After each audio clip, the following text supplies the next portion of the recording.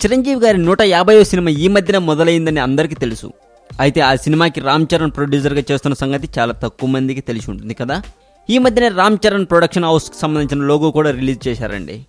ఇక చిరంజీవి గారు చాలా సంవత్సరాల తర్వాత ఫుల్ మూవీలో ఫుల్ ఎనర్జెటిక్గా కనబడడానికి కత్తి లాంటి పేరుతో రావటం చాలా హ్యాపీగా ఫీల్ అవుతున్నారు మెగా ఫ్యాన్స్.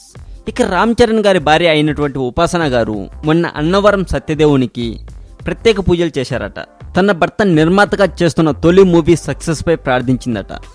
అంతేకాదండి, తన మామయ్య తెలుగు ప్రజల గుండెల్లో మెగాస్టార్గా పిలువబడుతున్న చిరంజీవి గారి సినిమా హిట్ కొట్టాలని, మళ్ళీ మెగా జెండా టాలీవుడ్లో రెపరెపలాడాలని ఎంతో కష్టపడి అన్నవరం వరకు వెళ్ళి ప్రత్యేక పూజలు చేస్తుందని పలు ప్రైవేట్ వెబ్సైట్లలో చెబుతున్నారండి.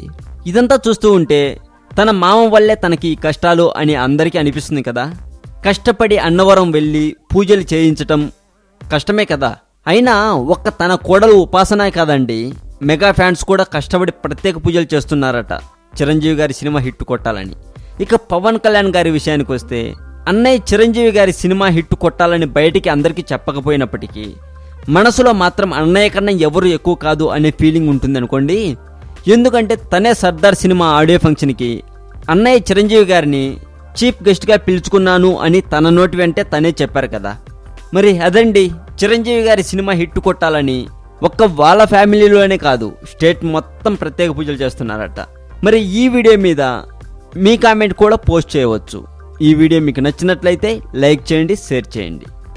మరింత టాలీవుడ్ సమాచారం కోసం సబ్స్క్రైబ్ చేయండి టాలీవుడ్ సెంట్రల్.